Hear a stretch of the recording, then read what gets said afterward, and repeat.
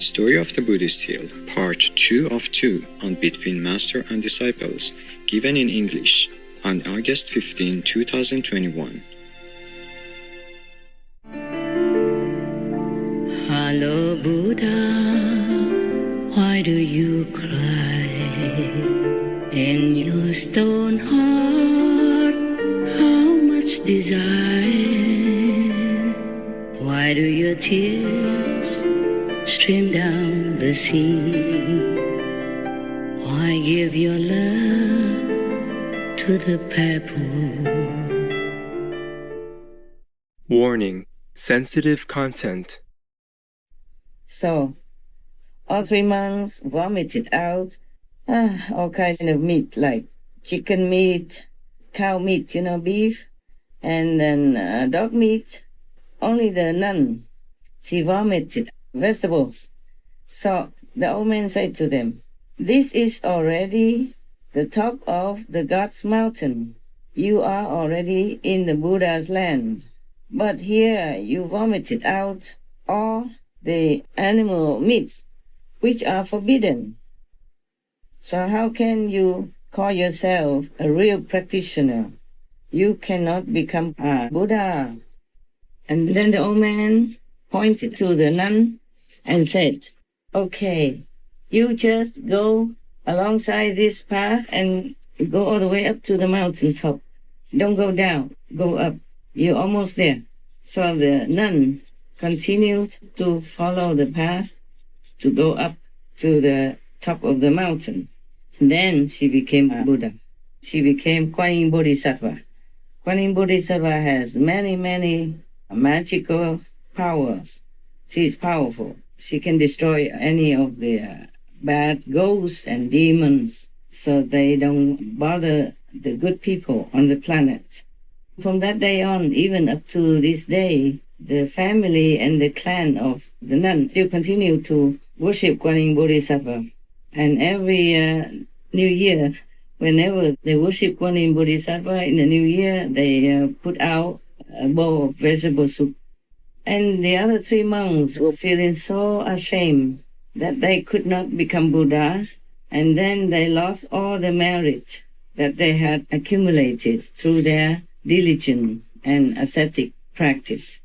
So all of them became very sad, and then they died in the middle of the mountain. Because they died in the middle of nowhere, so nobody knew, nobody buried them. So the legend has it that whoever passes by that area, they should bring with them a handful of dirt or some stones to throw onto that area, as if to make a tomb for them. And that area, people call it the Buddha's tomb. Buddha in parentheses. And then this kind of Buddha's tomb keeps rising higher and higher. It became a small hill. So people call that the Buddhist hill. That is a story of the 3 Buddhist monks who have not become Buddhas. From this story, we can see that if we just practice on the outside and the inside, we have not really regulated well, not really controlled well, not really became a naturally compassionate person, then no matter how long we practice or what kind of practice we do outwardly, it will not bring a lot of success. This is just a story, but it is like that, logically speaking. We have to practice from inside, within, because the Buddhas or heavens, they all know what we think, not just what we do. We cannot cheat heavens and all the divinities and the Buddhas or the saints. Thus, if we fake it like we are good practitioners, but we don't really practice well, we don't really put our heart into it, and we are not really sincere, then we are not pure enough to become a Buddha. Or at least meaning that we are not a pure practitioner. We are not a real saint. Just have the body that maybe looks like a saint, and the clothes maybe look like a saintly Buddha or monk or nun, but we are really not. So any practitioner especially the Kuan Yin practitioners, we should consider to be absolutely pure in our motive. Otherwise, it doesn't matter how long we say we are practicing, we go nowhere. Some people will eat vegan or vegetarian, but are still thinking of meat and fish and the like. Even just to think about them is like the real thing. So these monks, they vomited out the things that they wished to eat, though they did not physically consume them. They vomited them out the same.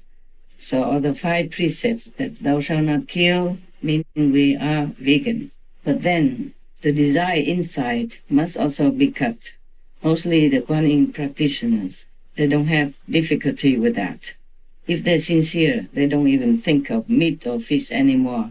And even if they do, they feel very ugly and impossible to even think to eat that.